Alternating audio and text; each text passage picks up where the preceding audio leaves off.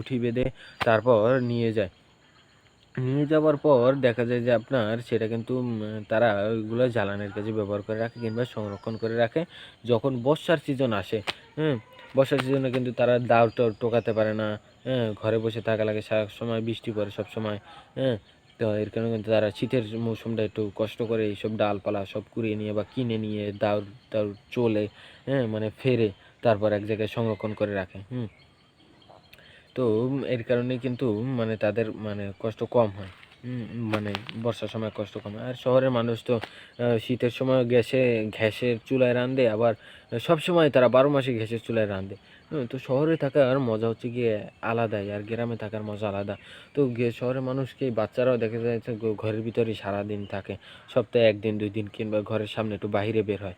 আর গ্রামের বাচ্চারা তো পুরা এলাকা টহল দিয়ে আসে একবার সকালে, আবার বিকেলবেলা যায়, দুপুরবেলা আইয়া খাইয়ে আবার যায়, হ্যাঁ? তো গ্রামের বাচ্চারা একটু অন্য রকমের, হ্যাঁ?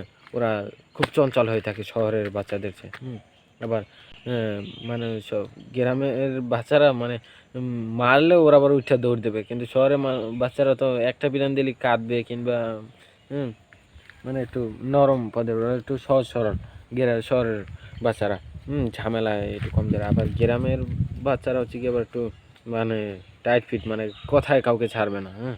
হ্যাঁ, যেটা সত্য সত্যিই বলবে, আর যেটা মানে কারো নিজের ঘাড়ের উপর শুধু শুধু দোষ চাপিয়ে নেবে না, হ্যাঁ? তো এইটার যে এই যে ডালপালাগুলো, হ্যাঁ, এগুলো আপনার কেটে মানে যখন শুকিয়ে যায়, হ্যাঁ, তখন কিন্তু এগুলোকে আটা বেঁধে তারপর কিন্তু এগুলোকে জ্বালানির কাজে ব্যবহার করা হয়। আবার এগুলো কিন্তু সংরক্ষণ করে রাখে শীতের সময়, সংরক্ষণ করে রাখে, আর বর্ষার সিজনে এই ডালগুলো জ্বালানির কাজে ব্যবহার করে। তো এই হচ্ছে কি ২ নম্বর উপকারিতা, হ্যাঁ?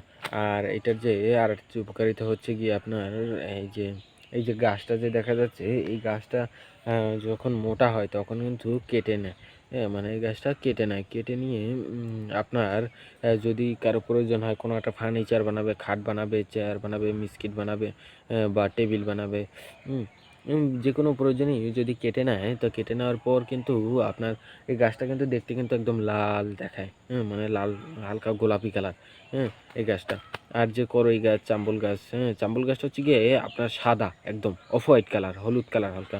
মেহগনি গাছটা হচ্ছে গিয়ে গোলাপি কালার। রেন্ডি গাছটা হচ্ছে গিয়ে সাদা এবং কি কফি কালার।